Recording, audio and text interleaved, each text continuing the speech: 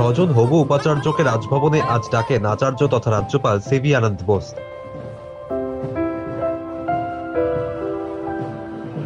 নির্ধারিত সময় মতোই ছজন উপাচার্য রাজভবনে প্রবেশ করেন।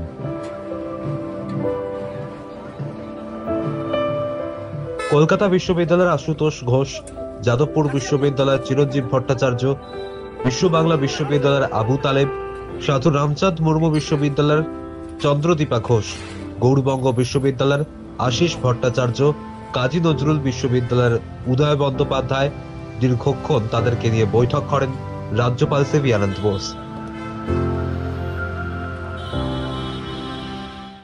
সৌজন্যমূলক কথাবার্তা হয়েছে। মাননীয় রাজ্যপাল বললেন যে ইউনিভার্সিটি একাডেমিক ইন্টারেস্টটাকে টপমোস্ট প্রায়োরিটি দেওয়ার জন্য, স্টুডেন্ট ইন্টারেস্টটাকে টপমোস্ট প্রায়োরিটি দেওয়ার জন্য, তো সেগুলোকেই বললেন। এছাড়া আর খুব একটা যে খুব গুরুত্বপূর্ণ কথা আছে, সবাইকে ইন্ট্রোডিউস করতে বললেন। আমরা যে যাই সবাই আমরা নিজেদের ইন্ট্রোডিউস করলাম। কারা কারা ছিলেন? ছটা ইউনিভার্সিটি আপনারা তো জানেন, ক্যালকাটা ইউনিভার্সিটি, যাদবপুর, গৌড়বঙ্গ, হ্যাঁ, বিশ্ব বাংলা, কাজী নজরুল, এরকম টোটাল ছটা।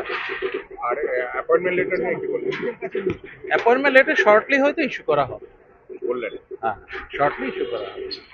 মানে ওটা হায়ার এডুকেশন ডিপার্টমেন্ট থেকে করা হবে। সেটা কবে হবে? ওনার তো অনুমোদন চাইছে। হ্যাঁ, উনি দিয়ে দেবেন। অনেকগুলো দিন হয়ে গেল, তা কি বললেন? ছুটি চলছে এত, যে তার জন্য দেরি হচ্ছে, সরকারি ছুটি চলছে। কবে দেবেন বললেন অ্যাপয়েন্টমেন্ট?